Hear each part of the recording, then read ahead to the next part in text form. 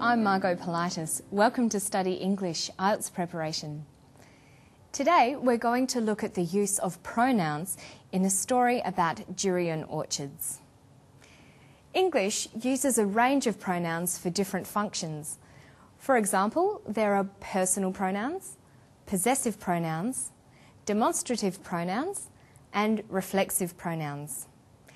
Today we're going to look at demonstrative and reflexive pronouns. But first we're going to meet Laura Fitzgerald, a durian researcher. She is describing a durian leaf.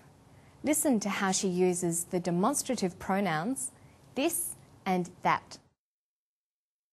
This is the underside of the leaf, and we're seeing it at a 406 times magnification.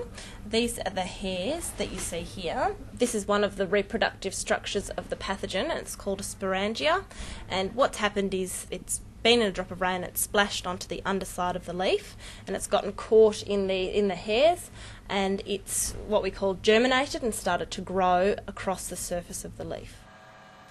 New research is investigating ways of inoculating or vaccinating durian trees grown in orchards with the good fungi to help the plant protect itself from disease. She says, this is the underside. These are the hairs. Demonstrative pronouns demonstrate both distance and number, how close something is and how many there are. We can show this on a table. This is used for singular nouns that are near to you. These are used for plural nouns that are near to you. Laura is looking at a durian leaf and referring to part of it. The leaf is very close to her, so Laura refers to it using the demonstrative pronouns for near things. This and these. This is the underside. These are the hairs. Now listen to Dr. David Guest discussing the effect of the typhoon on the durian orchards. In 1994 in Thailand there was a typhoon around Chanthaburi, which is the main growing area. What happened after that typhoon is that some of the trees were damaged by the strong winds, but after that typhoon there was an epidemic of Phytophthora, and some orchards were completely destroyed by that epidemic.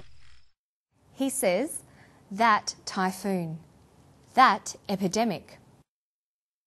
That is a demonstrative pronoun used with singular nouns that are far away. Those is used with plural nouns that are far away. The typhoon was distant or far away from the speaker. It was in Chanthaburi, Thailand. The typhoon was also distant in time. It was years ago, in 1994. This is why he refers to it as that typhoon. So demonstrative pronouns apply not only to spatial relations, near and far, but also to time relations, now and then. In both cases, the pronouns convey distance. Let's look at some examples. I like this new movie better than that old one. This movie means a recent movie, a movie close to now in time. That movie means an older movie, more distant in time. These biscuits are nicer than those. These biscuits means they are physically close to the speaker. Those biscuits are further away. Listen to Dr. David Guest again, using that for a different grammatical purpose. In 1994 in Thailand there was a typhoon around Chanthaburi, which is the main growing area. What happened after that typhoon is that some of the trees were damaged by the strong winds, but after that typhoon there was an epidemic of Phytophthora, and some orchards were completely destroyed by that epidemic. He says what happened is that some of the trees were damaged. The word that is not used as a pronoun here, but as a complement introducing what happened. We can remove that and the sentence means the same thing. What happened is some of the trees were damaged. You will see that used as a complement most commonly when reporting speech ideas or feelings. He said that. She argued that. They felt that. That is the complement of the verbs said, argued, and felt.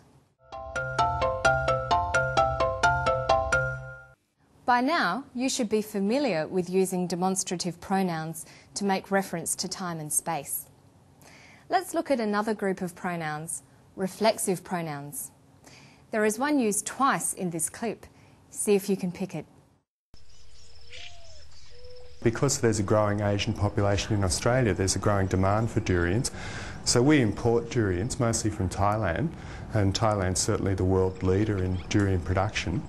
Throughout Southeast Asia, it's the most popular tropical fruit, and the industry itself is worth somewhere between $2 or $3 billion a year.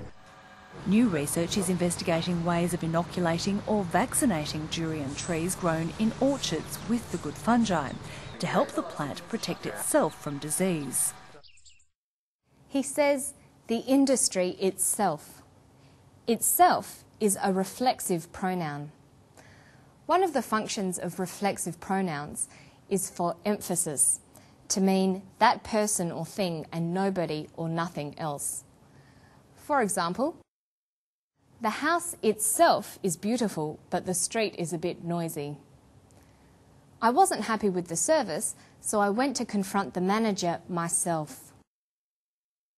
In these examples, the reflexive pronouns itself and myself refer back to the subjects of the sentences, the noun house and the pronoun I.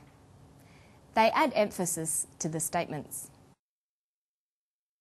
Let's look at the whole group of reflexive pronouns in this table.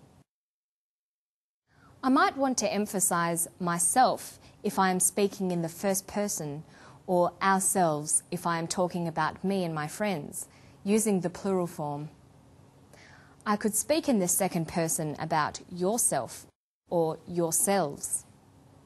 Using third person, I can emphasise himself, herself, itself, or oneself.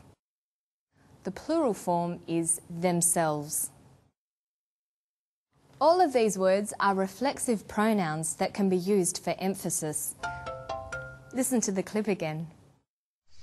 Because there's a growing Asian population in Australia, there's a growing demand for durians.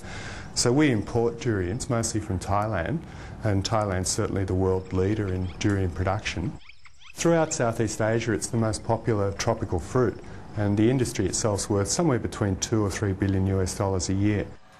New research is investigating ways of inoculating or vaccinating durian trees grown in orchards with the good fungi to help the plant protect itself from disease. The reporter says to help the plant protect itself from disease. The reflexive itself refers back to the subject of this clause. The subject and the object are the same, the plant. A common use of reflexive pronouns is to refer to actions where the subject and object are the same person or thing. For example, I cut myself shaving this morning, not I cut me. I got out of the bath and dried myself, not dried me. We made ourselves a cup of coffee, not made us. Okay, so today we've looked at pronouns. We've talked about demonstrative pronouns, this, these, that, those, and reflexive pronouns like myself, yourself, itself. To find more help on pronouns, you can visit our website anytime. You'll find today's story, transcript, study notes and exercises. That's all for today. I'll see you next time on Study English. Bye-bye.